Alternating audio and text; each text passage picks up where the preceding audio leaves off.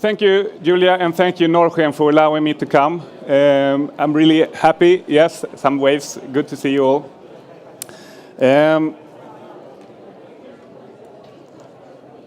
That's me. So, who am I? I guess many of you don't know me. I'm going to speak about a big topic, and it's actually a very simple message. So maybe you want to know a little bit what kind of person I am. I would say I'm one of you. I'm an impact entrepreneur. I'm an impact investor. I've been building companies for all of my life. I'm probably older than most of you, but I'm one of your crowd. When I was looking at the previous speaker, there's up above me, here it is. If you win, we all win. That's a great way to think, and that's what I did for a really long time. I'm happy to still be involved in several of the companies I founded. They are actually doing better than ever, several of them. So I'm really fortunate, and they're all companies doing good stuff. So if I win, we win. I hit a low a couple of years ago when I started questioning that. I didn't know it would be on the top of my head, but it's great that you are here. It's great that we are many together trying to be pioneers, trying to change the world for the better through companies. I've been brought up believing that companies build societies, companies are a force for good. And I was fortunate that some of my companies then have been successful and are still successful. But I hit a low when I started feeling that all these good examples that you represent, that we are here celebrating together. We are still needed. But suddenly I felt this doesn't add up. Because in parallel with me working, probably like you, focused on one company at a time, things were moving in a direction which didn't look sustainable at all. So that brought me to a low point because suddenly I felt that for the whole of my life I'd felt I'm like a little ant trying to pull my needle to the stack. And we are lots of ants pulling our needles to the stack. And the stack will be beautiful. We will have a nice world. And suddenly I had a feeling that, well, maybe it doesn't really matter. Because someone will, or we will jointly ruin that stack before it's flourishing, right?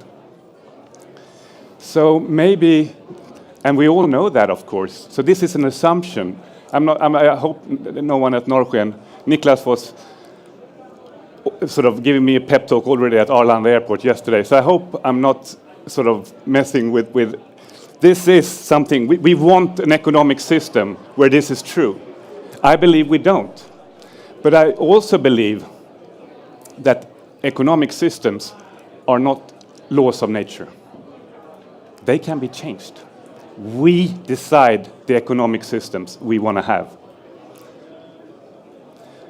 But before I kind of got to that conclusion, it took me to low. And what I'm really referring to, and many of you are in different kinds of nature-related businesses, climate or whatever,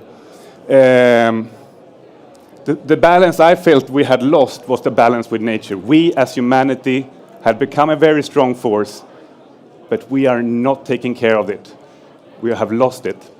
So now I'm not going to be one of the depressed speakers, so you will get only enthusiasm later. I'm very optimistic now, and you will get it. But I started at the low. I want you to share my journey into this thinking. Now I have some ideas on what I call a Laghum Economy. A Laghum Economy is really an upgraded version of what we have in most countries. We have mixed economies. I will come back to that. But now I want to upgrade it into a mixed economy within planetary boundaries. That's what we don't have. And Laghum, some of you are Swedes, and even if you're not Swede, you might have heard about the Swedish word lagom. There's no English word for the Swedish word lagom. It means not too much, not too little, but just right. Laghum is the old Swedish word, old Norse word, which has a literal meaning of in balance with what is right according to the law. And obviously, an economic system would have to fit planetary boundaries, and it should be accomplished by law. All right. So maybe you all got this news last week. It wasn't a big surprise. So this is kind of the balance. So there, in Stockholm, we have the Stockholm Resilience Center. They have been going on for quite some time, mapping up planetary boundaries. And currently, they have defined 9 of them. And the news of last week was that now we have surpassed 7. So we passed 1 additional safe operating space for humanity on the planet. But as I said, this was not a big surprise. And I think being close enough to Stockholm Resilience Center, at least what they are, I'm not a scientist, so I cannot really I have chosen to believe that they are right? Or at least they are more right than they are wrong. This is roughly where we are, and we know a lot. And it's been going on since 2009. They have mapped up more boundaries, and we are surpassing them one by one, the safe operating space. So last week was just as expected. All right, so that is the balance that I believe we lost. And when we are the heroes, when we are the impact heroes, and we need the impact heroes, but we need a whole system that adds up together. And the system, I would say, the systems, as I said, they are like operating system. We make them up. They can have bugs and we can update them. This was great. This specific phone was great 2 years ago. But if I wouldn't have updated it, it wouldn't have worked. And I think it's number 15 or something. So we do a lot of upgrades. It's very natural. And that's what we need to do with economic systems as well. But we are not that fast on doing it. It's not like we haven't done anything. And we have been successful in solving lots of problems with nature before. The ozone layer, acid rains. We are a very capable species to solve problems. But on an economic system level, I want to go back to this guy, which I think, so I don't want to be misinterpreted just because there are some needs for an upgrade. He was a brilliant guy. Adam Smith, he wrote the book, The Wealth of Nations, 1776. He is the one, you probably have heard it, most of it, heard about the invisible hand. So the invisible hand is the idea that if we all serve our self-interests, it will be for the good of everyone. Thanks to the market, we will trade with each other and it will improve for everyone. But I think maybe I will come back to him. Let's look at the world he were in, talking about upgrades. Let's look at where we come from. So we're living on this planet. Some want to travel to other planets, but I think as far as we know, and I think no one questions it, this planet is the best planet to live on for humans. So let's try to save this planet rather than traveling aboard. I think most of us can agree to that. We haven't been around for that long if we take a longer perspective. So planet Earth has been around for 4.5 billion years. And we humans, we came 300,000 years ago. So you hear, we kind of new on the planet in a bigger perspective. But we didn't settle down until 10,000 years ago. So now if you lift the perspective, you are getting closer. We settled down. We started building civilizations when we settled down. That's 10,000 years ago. Before that, it was very simple. We were like any animal on the savannah. We couldn't become too many. We would die, and so on. So it was self-regulating. But we started to settle down, and we became the most capable species ever. So we could move boundaries. We could invent medicine, healthcare. We innovate. We solve things. We move borders. We didn't accept to be bound by nature. So because we did it better for everyone, which is good. Okay. I'm really sad that this is supposed to be a laser. It doesn't work with laser anyway, I point here instead. I've changed the scale here, which is, well, I didn't do it. I have to blame someone else. I would like to have the same scale, because then we would have seen that humanity has been sort of on like a flat line, like any species. And suddenly, we settled down, right? And we started growing. But now back to Adam Smith. This is where he lived. This is where Adam Smith, who invented basically our economic system, lived. He lived in a world with 800 million people. He lived before industrialization. Things have changed a lot. When he lived, we were 800 million people. Now we are 8 billion people on the planet. And we had all. So when he, just like other thinkers at the time, was reasoning, he knew that land, which was kind of the production factor encompassing nature, he knew it was important, but it was in abundance. We did not need to put it into the model. So nature has, as an economist would call it, become an externality. We know it's there, we know we are dependent on it, but we don't care about it. We build businesses not thinking about it. So he was not wrong at his time, but we have moved ahead since then. Okay, going back maybe to my own depression. I didn't know this when I was born, but I was born here. I was born 1 year after humanity, for the first time, according to scientists, had passed the carrying capacity of how much resources we can take out from nature. That was done 1 year before I was born. I didn't know about it. I was a happy child, right? And I was happy for a really long time. But now when I look back, it wasn't just one bad year, right? Because this is actually this is a true scale. So what has happened during my lifetime is that we had already passed what is regenerative, what is sustainable, and we have tripled it since then, more than tripled it.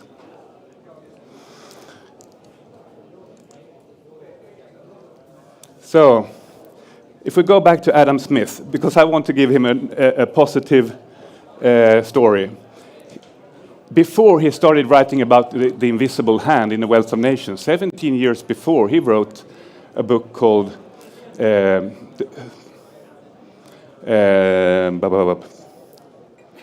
Theory of Moral Sentiments, or something like that. Anyway, he was a devoted Christian, he lived with his mother as long as she lived, and she was a devout Christian.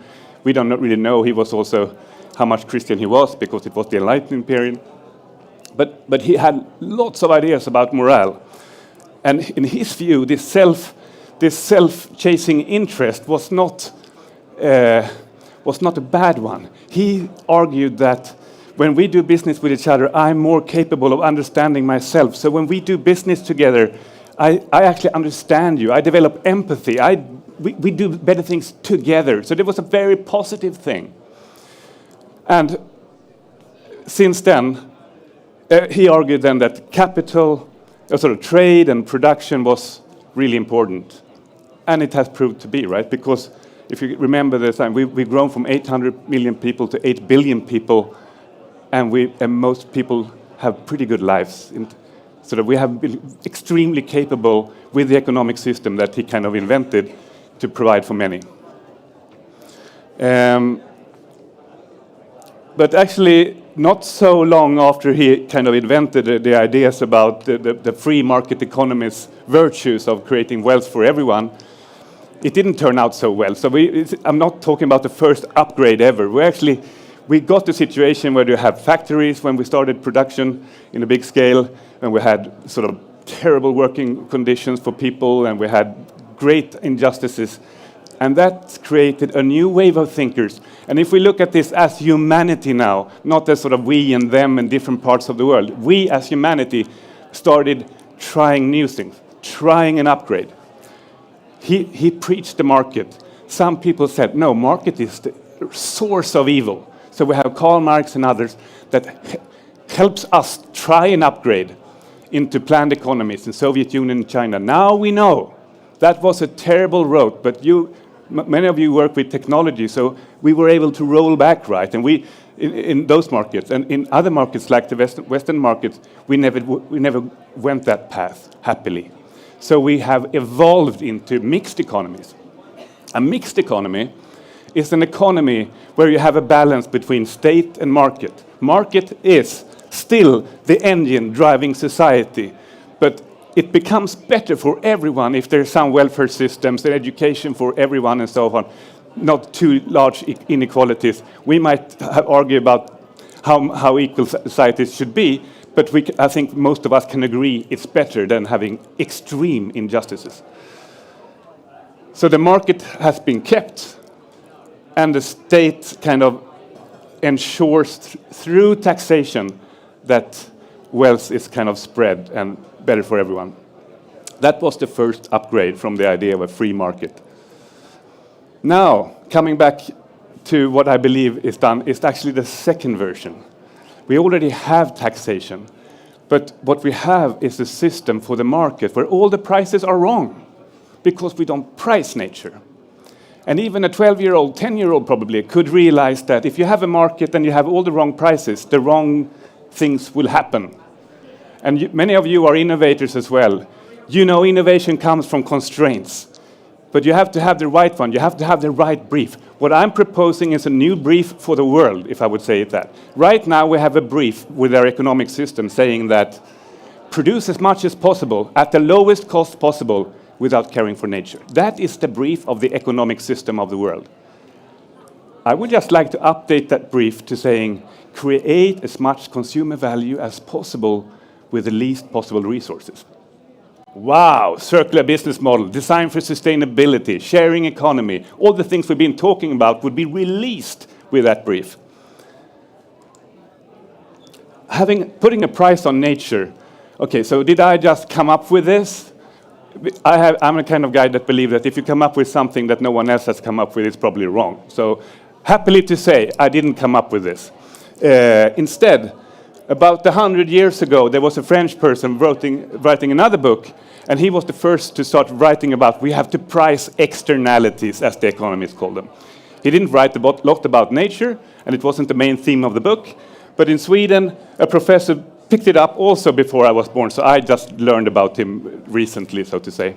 But he actually created some momentum in Sweden and some other markets in 1968 with his book, Put a Price on Nature, which is the name of that book.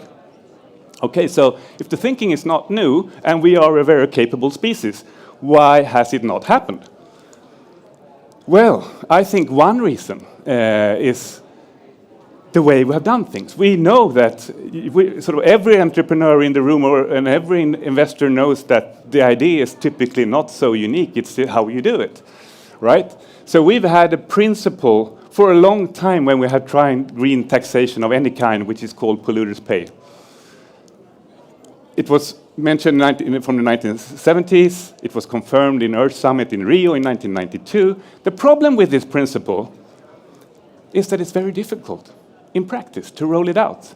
And then you will recognize from any debate in any country you are, no, we can't. You will have lobbyists from industry, but when you will have politicians saying we cannot do this because we will lose our competitiveness, right? Because that's the way countries are competing as well. So if one country starts taxing nature, all industry will just move. It's called pollution havens. They just move. We just do the same stuff somewhere else. The problem, not only that nothing changes in terms of nature, is that the country that went ahead lost jobs, right? The politicians are not re-elected. So it's a really difficult path. I believe that we should start, we could use the polluter pay because it sounds fair, right? That the polluter should pay the price. But I would like us to start questioning, who is the polluter? And again, my thinking on who is the polluter, who runs the economy, is not new either. We have another economist, Ludwig von Mises, that started early last century, explaining to us that the whole economy, all of us, the entrepreneurs, innovators, investors, we are basically just trying to do what someone else will eventually buy, right? That's what we all try to do. They decide. If they don't buy our stuff, we won't be able to sell it and we won't produce it. If the consumers decide that they want to buy stuff that are only valuable for one use and then you throw it away rather than having something that lasts for a lifetime, if they don't pay for circular, you don't build circular, right? So the true bosses in the market economy are the consumers. All right, good news. I was really happy. If you had met me 20 years ago, I would have talked about my first company, Good Energy. We give them better price, better service, more greener energy, and we'll say any profit we make, we will give to a good cause somewhere which you choose as a customer, right? We've had this in Sweden now for 20 years. If consumers were rational, they would all be customers of good energy now. Okay, I'm not completely sort of, what do you say, ojävig. Anyway, you understand what I mean. I have a vested interest in saying this, but there are some good other energy companies as well. My point is that we, unlike 20 years ago, we have been awarded this guy, unfortunately no longer with us, the Nobel Prize. He's a psychologist, and he got a Nobel Prize in economics because he told us we are not rational. And that's the whole assumption of the economic system, that we are rational beings. We are not.